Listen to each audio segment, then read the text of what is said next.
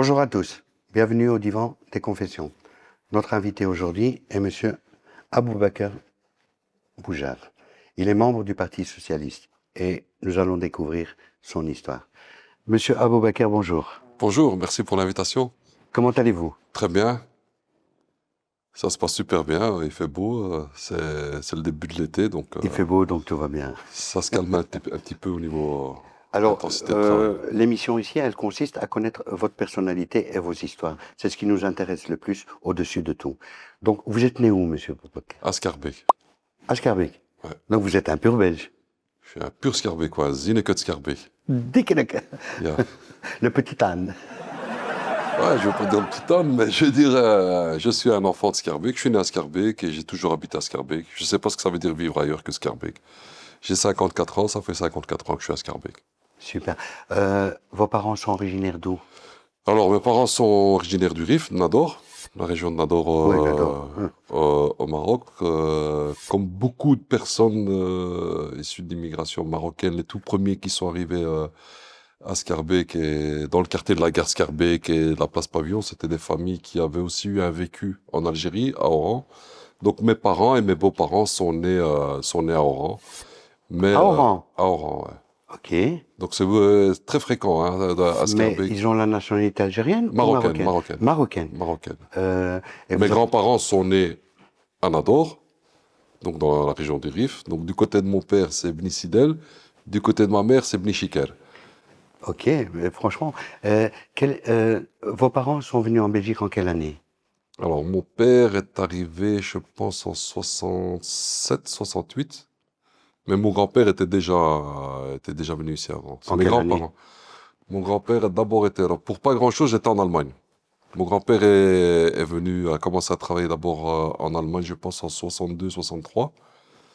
Et il est venu un week-end par hasard, c'était pas la fête de l'Aïd, il est venu voir des cousins à lui.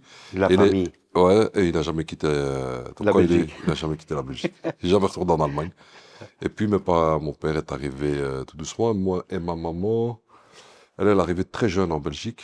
Elle devait avoir moins de 10 ans. Parce que ma mère a fait ses études primaires et secondaires ici en Belgique. Hein, donc, Super.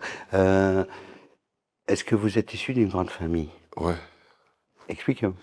Alors, nous, on est 7 frères et sœurs déjà. Tu vois. Ouais, ça C'est une va. grosse fratrie. J'ai un peu plus de 26 neveux et nièces. Moi, j'ai 2 enfants. Mon grand-père a eu 7 enfants lui aussi. Donc, si on prend juste du côté de mon père, mon grand-père paternel, cousins, petits-enfants, arrière-petits-enfants, on doit être plus de 200. Et donc, mais mon grand-père a lui, mon arrière-grand-père, lui, a eu 5 femmes. Qu'est-ce que je te dise? Le nombre d'enfants, Dieu seul le sait. Ok. Donc, mais imagine-toi chacun avec une descendance de 200. On est un truc. Et beaucoup de familles du côté de Molenbeek aussi. D'accord. Alors, la relation entre vos frères, sœurs et vos parents, Ouais. quelle a été avec la venue en Belgique ici? J'ai pas bien compris ta Donc, question. vos parents sont venus en Belgique. Ouais. Ils ont eu des enfants. Ouais. Quelle a été la relation des enfants avec les parents? Alors moi j'ai de la chance, c'est que j'étais un des rares dans le quartier où mes parents savaient lire, écrire, parler en français et en arabe. Ok. Donc c'était très rare. Oui, Donc c'est aujourd'hui tu as plein d'institutions, hein, style VIA, style qui aident les gens à apprendre la langue française ou à lire le courrier, à aider les gens. Ben nous ça se faisait naturellement. Donc quand il y avait un courrier que les personnes ne savaient pas lire, ça toquait chez les parents. Et puis mon papa a eu dans son parcours, ça a été un syndicaliste. Hein, donc, il traduisait les journaux syndicaux du français vers l'arabe. d'accord. Et il faisait aussi la traduction en berbère, oralement, aux personnes Alors, qui votre parlaient père, que que berbère. faisait-il comme métier? Il travaillait métallurgiste. Il a Métallurgiste. été métallurgiste. Ouais. D'accord. Et votre maman? Ma maman, femme au foyer. Femme au ménage, femme au Femme foyer. à la Donc, maison. le, on dit Ah ouais, toujours 7 enfants, je veux dire, c'était une femme l'usine. Hein. au foyer a plus de travail 7 qu'un enfants, homme qui c'était va l'usine. Hein, travailler. tabarkallah, aller en maison. Maintenant, parlons un petit peu de vos études. Quel a été votre parcours? Alors moi j'ai fait que des secondaires parce que voilà, famille nombreuse, il y a un moment donné, donc t'as mal à la poche et j'ai pris le chemin d'aller travailler. J'ai fait des études d'électricien industriel. Donc mon premier job ça a été j'ai fait partie de ceux qui ont installé le premier réseau de Proximus et de Mobistar. À l'époque, Ah c'était oui, quand même. Mobistar. Ouais. Donc, j'étais spécialiste pour régler tous les azimuts. Donc, j'ai commencé par là. Puis, j'ai travaillé chez HP, chez Hewlett Packard. Donc, je m'occupais de... Mais chez Je Proximus, travaillais pas pour Proximus, c'était des sociétés... sous-traitant. Non, non, c'est des sociétés qui faisaient, eux, l'installation de tout le réseau. Donc, c'était les D'accord. tout Donc premiers vous étiez un réseaux. grimpeur. Ouais. Et moi, j'ai inventé un truc, c'est que, donc, il y avait les pylônes, hein, donc, Oui, voilà. oui. Et donc, donc, ils montaient les pylônes, puis après, on montait tout. Je dis, non, non, non, on monte tout sur pylône au sol, et puis on fait Et monter puis le on pylône. remet. Et donc, on gagnait plus de temps, et c'était très, très, très bien payé. Alors le parcours professionnel. Donc vous avez fait ça. Qu'est-ce que vous avez fait Puis d'autre? j'ai travaillé chez HP, Hewlett Packard. D'accord. Donc je m'occupais de tout ce qui était à Boulevard Laoulu. Donc c'est eux qui s'occupaient un peu de tous les directs des serveurs informatiques. Donc c'était vraiment la maintenance. C'était au début, hein, des grands serveurs, des grandes Ouais, surtout installations. Télévie et compagnie. Donc C'est c'était ça, eux ouais. qui géraient tout ça. Et j'ai installé le groupe électrogène de la taille de ton studio. Donc c'était vraiment le système pour les hôpitaux. Donc, coupure de courant, c'est les batteries qui se mettent en fonction, qui remplacent le temps que le groupe électrogène Se remettre en route. se mette en route et produise de l'électricité. Et voilà, donc, non, non, j'ai bien bourlingué. D'accord. Donc à cette époque-là, vous étiez. Est-ce que vous étiez un bon élève? Est-ce que vous étiez une bonne personne? Est-ce que, est-ce que vous aviez cette rage de vaincre, de vouloir conquérir quelque chose? Ouais, bien évidemment. Moi, je suis né dans le Scarbeck, qui était un Scarbeck difficile. Et Je répète, hein, Scarbeck, les ânes. la cité des ânes, mais l'âne est un Il animal faut la noble et garder. valeureux, Il faut la garder. contrairement, c'est la cité des ânes, hein, donc c'est historique. Bruxelles, c'est Ça, des on en parlera marécages. après, exactement. Et à Scarbeck, on avait beaucoup de cerisiers, ce qu'on appelait les griottes. Et donc l'âne était le moyen de transport, et donc c'était une des ressources économiques de la commune de Scarbeck, et c'était la commune où il y avait le plus d'ânes. C'est pour ça qu'on l'appelait la cité des ânes. En quelle année ils avaient lancé le transport avec les ânes et tout ça? Ouais, ça remonte à début du 19e siècle, hein, ça doit être... Oui, hein, quand ouais, même. c'était déjà... La Belgique Allez. n'existait pas encore, hein, c'était même... Alors, pour continuer votre parcours, Donc après ça, j'ai travaillé à la commune de Scarbeck comme éducateur au service prévention. éducateur, oui. Ouais, au service prévention, j'ai repris un club de foot avec des amis, des potes d'enfance. Il y avait un club qui était un peu à l'agonie, et les anciens dirigeants qui étaient vieillissants, ils avaient fait appel à nous. J'étais encore jeune, hein, mais je dis, mais bon, il fallait mettre la main dans le cambouis. Et donc, on s'est embarqué dans cette aventure, et cette aventure va m'amener là où je suis. Ça a été le début, un des éléments déclencheurs qui vont faire que je suis là en face de toi aujourd'hui, et qui m'ont amené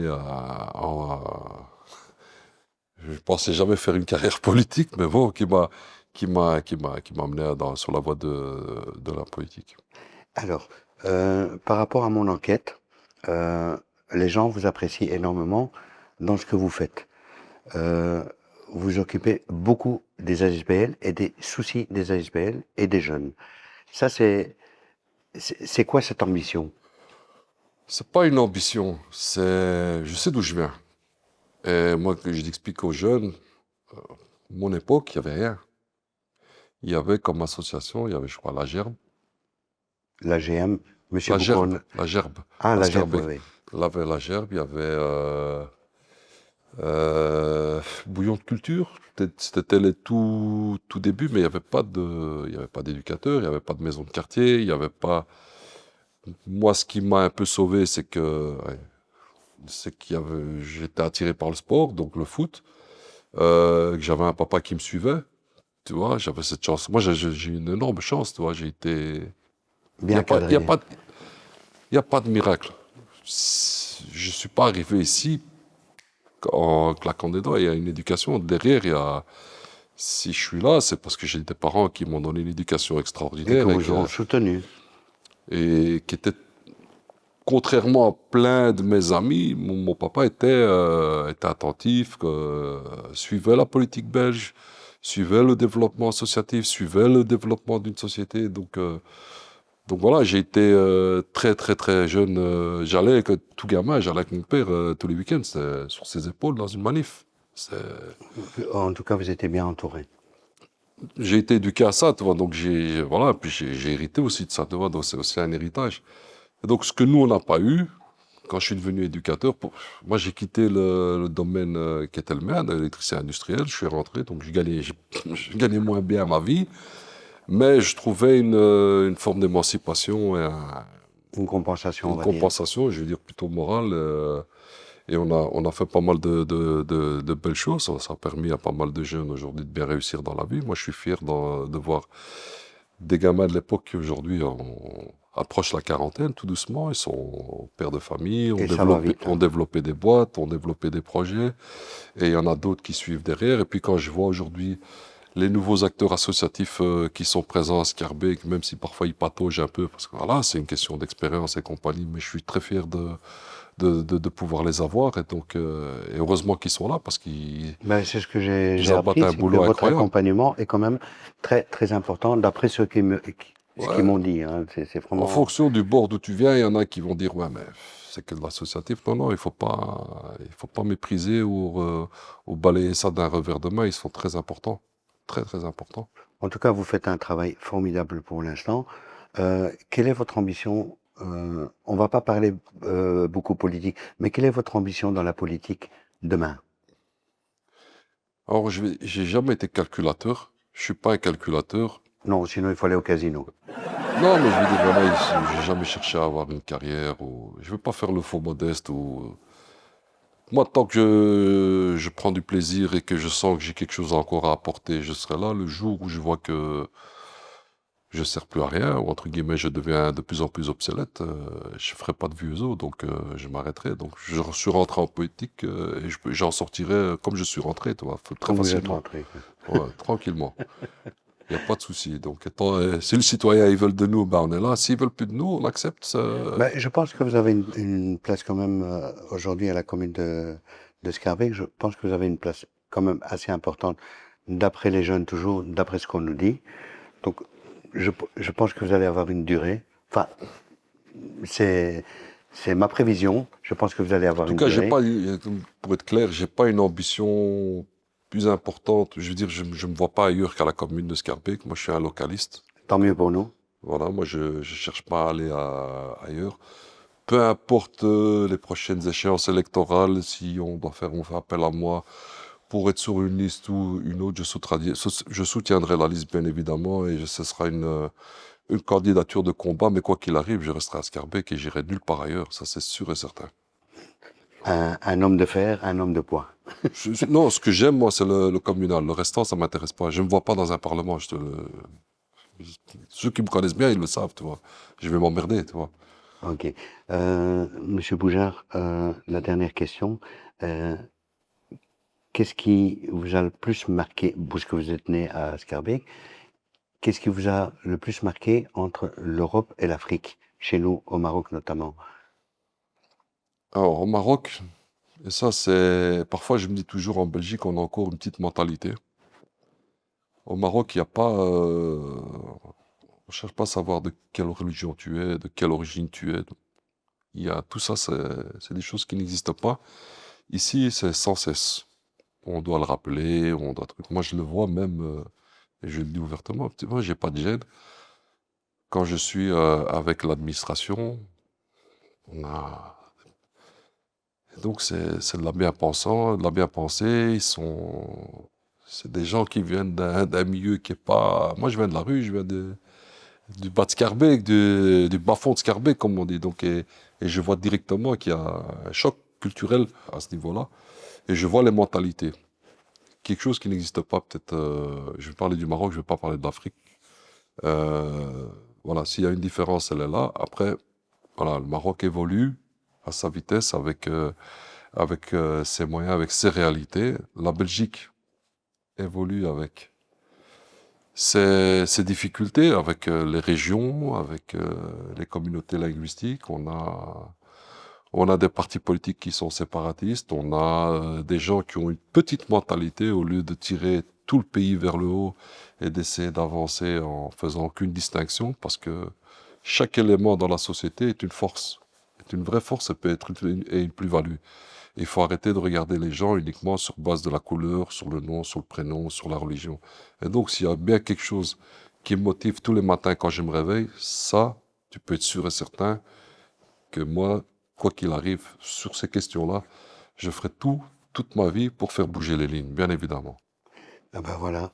Et franchement, un grand merci Avec de votre plaisir. sincérité. Merci à toi. D'accord? J'espère que vous serez longtemps avec nous. Si c'est la santé qui le permet, ça c'est le bon Dieu qui le... Inch'Allah. Voilà, Inch'Allah, comme on dit chez nous, tu vois.